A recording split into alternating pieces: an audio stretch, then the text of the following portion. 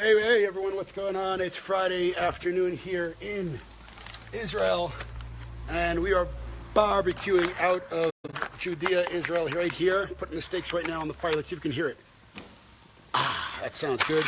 All right, so let me just put these babies on, and then we're going to talk a little bit about a very exciting parsha that we're going to be reading this Shabbat in the synagogue. It's a parsha of Tavo, of us arriving in the land of Israel, and we're going to talk about something that really is pertinent about for today in terms of what are our rights here, what are our rights, more importantly, what are our responsibilities when we are in the land of Israel. And this is going to be quite an interesting short class here while I'm barbecuing here on the grill. So let me just invite everybody in here. While I'm doing that, again, I want to let everyone know that two things. Number one, if you want to sponsor one of these grill and barbecues, just send me a message. We can sponsor it, for someone to be healthy, or in honor of someone, or in memory of someone, whatever it is. Shoot me a private message if you want to sponsor one of these, and I'll certainly give you a call out here while I'm doing the live. So for future weeks, let me know if you'd like to sponsor that. Number one. Number two, more important than sponsoring the barbecue is the IDF Rosh Hashanah campaign, which of course you all, I'm sure, know about already. We are around $8,000 in. We still have a lot of families that we want to cover in terms of IDF families. So of course I am asking everyone to get involved. I'm putting up the link right now in exactly 5, 4, 3, 2, boom, there it is. And I'm actually going to pin it up here so that anybody who comes in can see it. All right, so first of all, if you do sign in, please say hi and let me know where you're signing in from so I know who's on board right here. And meanwhile, we're going to talk a little bit, like I said, Yona's in the house. What's going on? So we're going to talk a little bit about indigenous rights, okay? And we know that, that I'm just going to invite some more people in here. I don't know why people don't hit on that button, say, let me know when Ari Fold's going live so you can get a notification. But people actually call me and say, hey, how come you're not inviting me into your live? I said, what, are you kidding with me? So give me 1 second and feel free, obviously, to share it out. Also invite your friends. And we're going to get started in 2 seconds. Here we go. Oh, God, the steaks are starting to smell on the grill. I'm salivating here. All right. Got 13 people on now. All right. So first of all, like I said, after I'm done with this, I appreciate it if everyone out there would hit that link that I just put up for the soldiers. Yaakov Gluzin is in the house. Mani Shema Yaakov. All right, so let's talk a little bit. So this week's parsha is Ki Tavo al Haaretz. We're talking about when the nation of Israel come into the land of Israel, when we arrive into the land of Israel. Now, you know, when you're moving, right, if you move into a new house, right, let's say, and before I begin, I want to send my prayers and good wishes out to those in southern Florida and Florida altogether. And, you know, there are fires going on the West Coast, and the tornadoes hitting Florida horribly, and hit Mexico horribly, and hit the Virgin Islands, and last week hit Texas. So know that we over here in Israel, we are thinking about you, we are praying for you, and we're hoping for your safety. All of you, please do listen to the evacuation orders, whatever orders the authorities are giving you. I can understand. Believe me, I can understand the pressures you're under, but please stay safe, okay? All right, so again, Ezra's in the house. How are you? Lisa, how are you doing? Please feel free to share it out and invite your friends. All right, so let's talk a little bit. So Ki Tavo al Haaretz. So when you're moving into a new house, right, what's the first thing that you want to take care of? Right? You're moving into a new house. What is the first thing you want to take care of? Well, first you want to make sure all the locks are working and all the, whatever, the things that you're going to be using inside the house that are actually important for you to live in that house, right? The last thing you'd probably want to worry about is what? Food, right? We're not going to, no, we're moving into a house, we got to worry about the house first, right? Not food. It seems a little bit strange that somebody worry about food the second they move into a house.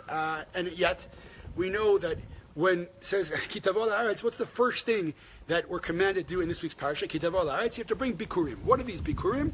They're fruit. You have to bring fruit to Yerushalayim. And the question is, why? In other words, a lot of times the Torah we have, Paulina, thank you so much for sharing. I appreciate it. A lot of times in the Torah we have commandments which we don't understand, right? We don't understand why we have to keep kosher. We don't understand why, you can't. There are things we do understand, right? But there are things that we don't, okay? So my question, you could say it doesn't matter. Well, it does. I like to understand things. So the question is, what is behind this idea of fruit? That's the first thing we have to do when we're in the country, give fruit. And, a lot of people do ask the question, but not only are we bringing the fruit, we're staying this whole long monologue monologue in the temple in front of the Kohen. We're waving the basket around and we're giving a full history lesson. Who are we giving a history lesson? We said that Arami over David, back in the day when, even from Avram Avinu, then Yaakov, Lavan tried to trick Yaakov, and then then we went down to Mitzrayim, and then 210 years of Mitzrayim, and God took us out, and here we are now. Who are we teaching this to? In other words, we're in front of the Kohen. Obviously, he knows the history, and we're saying a prayer to God. Obviously, he knows the history, or God knows the history. So, Gary, thank you for sharing. So, who are we giving this history lesson to? What's the point here? So, there's a famous sentence that says, if you don't know your past, you have no future. That's very nice, but why? Why are we doing this now? Well, the history lesson is not just a history lesson. It doesn't say, well, we went through this, that, and the following. Hey, we're here now. Yeah, let's have some fruit. That's not the point. Obviously, that's not the point. The point here is that at the end of the day, we go through this cycle of history from the beginning of our time, from Yaakov Avinu, who was the first person called Israel, right? And we talk about all the hardships that we went through, and then, but we're here. And then we say thank you to God, and we say everything that we have in our lifetime is because of God, and then we give these fruit. And the question is, what's going on here? So the idea is the following. Bnei Israel, the nation of Israel, has been, throughout history, a very, very small nation, okay? And those who wanted to destroy us have usually been very, very large nations. And so we're coming to the land of Israel. Now, what happens, right, if you're renting, right, you're renting a house, a temporary house, right? You're very careful not to scratch here, scratch the walls, don't ruin the sockets, don't ruin the things in the house. Why? Because the balabait, the owner, will take it out of your paycheck at the end of the day, right?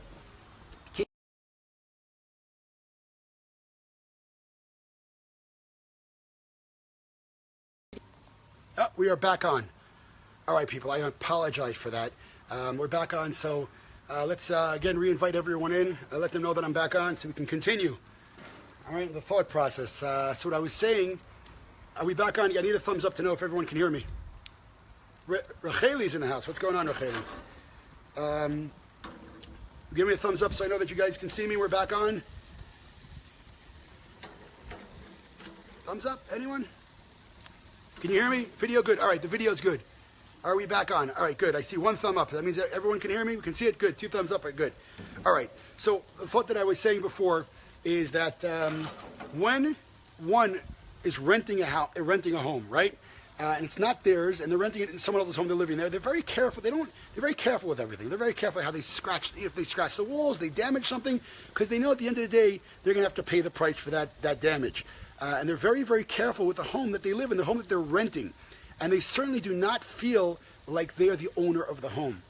So there's a certain sense of modesty when someone's renting. You say, well, are you a homeowner? No, we're just renting. In other words, there's a certain sense of modesty when you're renting, and you never quite feel that you're the owner of that home, right? When does the danger of ego come in? Well, it comes in when you move into your own home. When you no longer are, and what's even more important or more detrimental is the fact that you no longer feel careful about what you're doing in your home. In other words, when you were renting the home, you told your kids, careful, don't bounce on that, don't scratch the walls, whatever it is, because you're worrying about who? You're worrying about the owner of the home, the balabait, as they say, right? So you're very careful.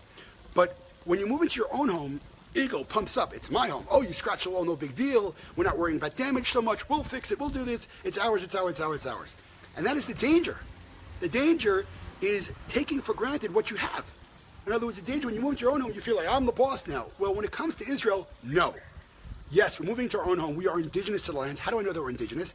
Well, our whole culture is around the land of Israel. In other words, you come into the land, and the first thing you do is give fruit to the land. And you can't do that from anywhere else. You cannot bring fruit from overseas, even from Egypt, right, which is right next door. You can't bring fruit from anywhere else. Fruit, according to Judaism, is different in the land of Israel. The idea of indigenous does not mean you are born in a place. For example, if you were born in the United States of America, you're not an indigenous American. Indigenous Americans are the Native Americans and Native Indians, right? So the word indigenous does not mean born. The word indigenous means your whole culture, your whole being belongs to that area. Moshe, welcome. Michael, welcome. Thanks for joining us. So the Jews have these commandments which can only happen in the land of Israel because we are indigenous to the land. No one else has that in this land. No one, I don't know if anyone else has that anywhere in the world. I don't think there's another nation that has laws that are put into action only when they are in their land. When it comes to Israel, our fruits, and we give 1/10 of things, and we leave our fields alone. It only has to in the land of Israel. So when you come to Israel, this idea of Bikurim, of bringing fruits to Jerusalem, only exists in the land of Israel, and only exists with the fruit of the land of Israel. We are completely dependent, the Jewish people, on the land of Israel. That makes us indigenous to this land. But it doesn't mean that it's a free fall. We have to be very careful of that downfall, that when you're coming here, not to act like the Balabait, it's all mine, it's mine, I can do what I want, I can split it up, I can give it to others. No, you can't. That whole history lesson that we go through in the beginning, when we bring the fruits, we're not telling anyone else, well, first there was Abraham, then there was Yitzchak, Isaac, then there was Jacob, and then this happened, and then went down to Egypt, and God saved us. Who are we talking to? We're talking to ourselves. Be careful. Be careful. There's a full history that we have. God took care of us. We are not the Balabait. We are not the owners. We are the occupants of the land, and the rightful occupants. We are the indigenous people, but that's not the end of it. We have responsibility. Now, what does it say in this week? When did we become a nation?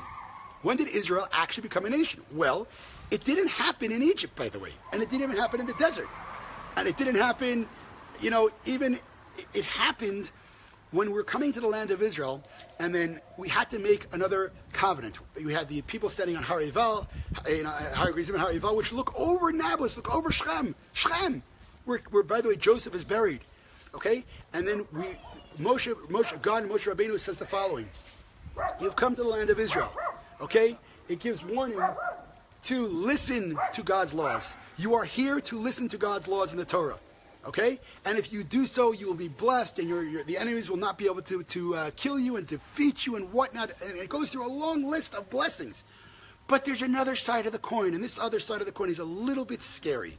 And the other side of the coin says, yes, you're indigenous, but you're not guaranteed. If you do not listen to the Torah, if you do not listen to God's commandments, if you do not follow the moral code that God defined, then all the curses will come. And I'm not even going to say them because they're very scary. They're very, very scary. And the point is yes, we're indigenous, but yes, we have responsibility. We're not guaranteed. Shabbat Shalom, is that care? We're not guaranteed. So we became a nation when we accepted those terms and conditions by God. Why? Why didn't God just, poof, you're a nation? Why does it depend upon me? Right? If God picked the Jewish nation, right? We know that. So what does it matter about me? What's the difference who I am? If God picked me, that's it. I'm his nation. What is it on me accepting, terms and conditions? Well, let's look at relationships in our world, in the human world, right? When people get married, right? You can love a woman, or if you're a man, if you're a woman, you love a man. First, you can love them as much as you want.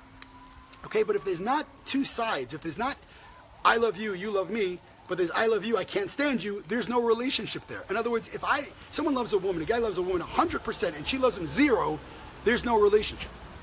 And by the way, a relationship is as weak as weak as the weakest link. In other words, if a guy loves a girl 100% and she loves him 20%, there's only a 20% relationship there. Okay? In other words, a relationship is as strong as its weakest link. So when it comes to becoming a nation, the Torah talks about Har Sinai, Mount Sinai. We were like under a chuppah, like under the talis that when you get married. Shabbat Shalom, Lydia. Right? So that's what it talks about. Well, we only become a nation, an am, a shutaf, like a partner with the Kadosh Baruch Hu, when we accept the marriage, when we accept the conditions. Then we become the nation. A wife becomes a wife when she goes into marriage. A husband becomes a husband when he goes into marriage, when he accepts the conditions that he has to fulfill for his wife. That's when they become husband and wife. It's not a matter of God going, poof, you're my nation. Okay, it's not the chosen nation. It doesn't mean we're better. It means we have more responsibility. That's what it is. And when a husband or a wife doesn't take care of their responsibility to each other, well, that usually doesn't end well, right? And of course, when it comes to the nation of Israel, God does say, guarantees that we will not be totally destroyed. But that doesn't mean, Elizabeth, thank you so much for sharing. I appreciate it. That doesn't mean that we're going to be guaranteed even if we don't behave ourselves. So we have to differentiate the idea of indigenous.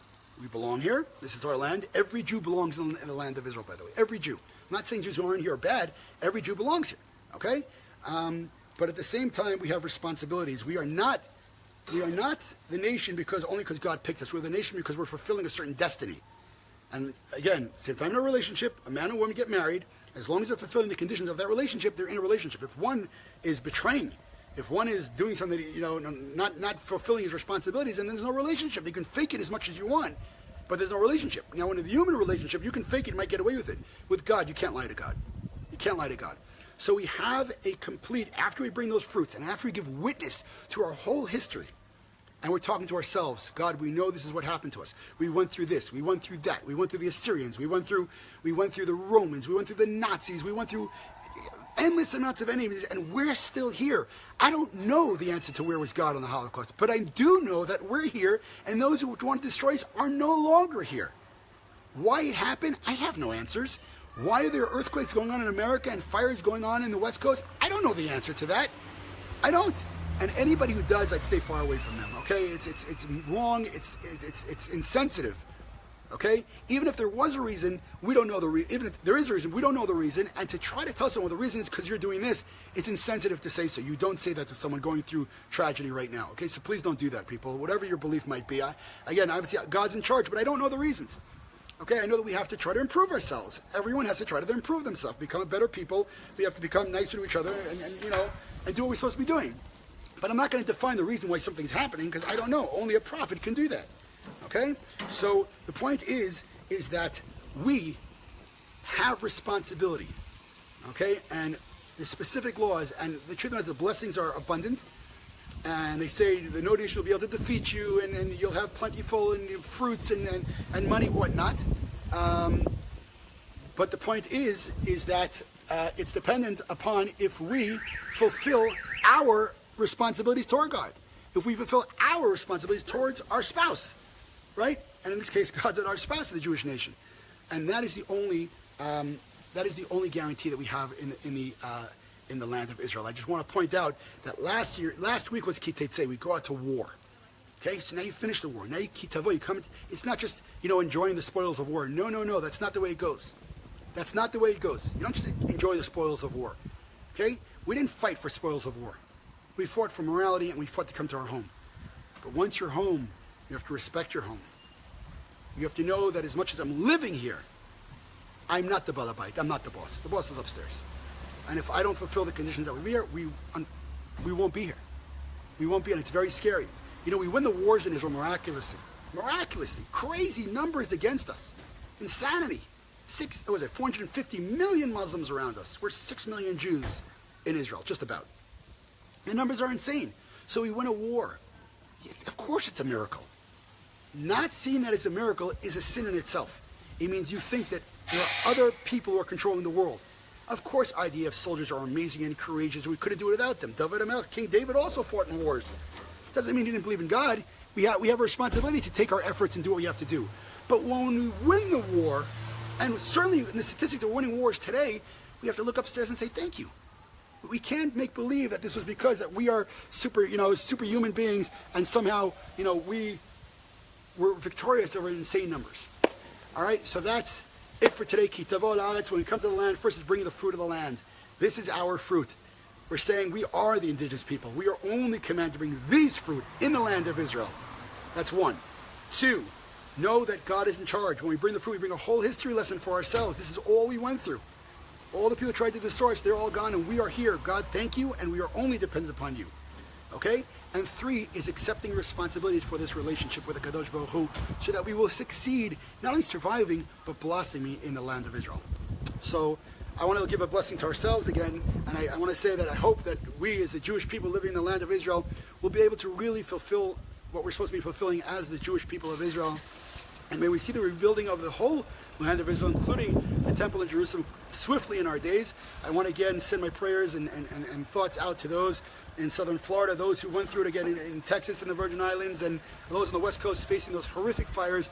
Our blessings are out towards you. Please stay safe. Please listen to the authorities, and we'll make it through this. I think one of the things that this is causing, by the way, is unity in America. You see people, running all over the place and helping people. Perhaps that might be one of the lessons that God trying to teach us, because during the elections it was so horrific. Everyone was going to each other's throats, and now nobody's asking who they voted for. They're going down to help. And it's really irrelevant who people voted for. So maybe that's the reason. I don't know. I'm not and it doesn't help the people who are in pain now. But we certainly see a unifying act in the United States of America where people are helping out each other and caring about each other. No one's asking anyone for whether Republican, Trump, not Trump, or Democrat, or whatever it is. No one's talking about it anymore. Maybe that's what it is. In any case, it doesn't help the people who are suffering from this horrific hurricane. or earthquake. But in any case, my prayers go out to those who are in southern Florida. Please stay safe. Please, if you were asked to evacuate, get out. Get out right now. All right? I want to remind everyone, before I hang up here, that I'm running the IDF Rosh Hashanah campaign for Standing Together.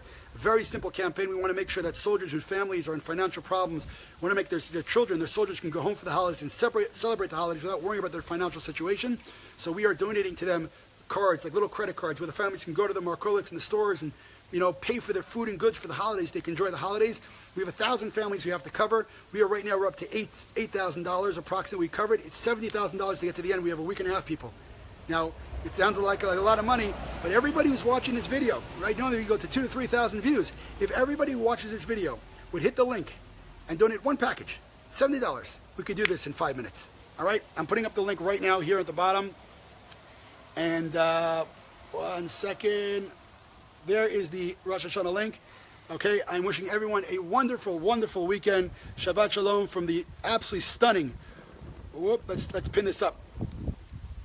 Okay, I want to wish everyone a wonderful weekend. Shabbat Shalom from the beautiful, stunning rolling hills of Judea, Israel. Shabbat Shalom. Even if you're not Jewish, try to turn things off a little bit and, enjoy your family, enjoy things that are really important and shut everything off. Shut the physical world off and connect up to the spiritual world. Please share the video. Don't forget to check out my Facebook page, Sword of Israel. It's the Full of the Israel Defense page. Give it a like and definitely sign up over there because I want to move over there.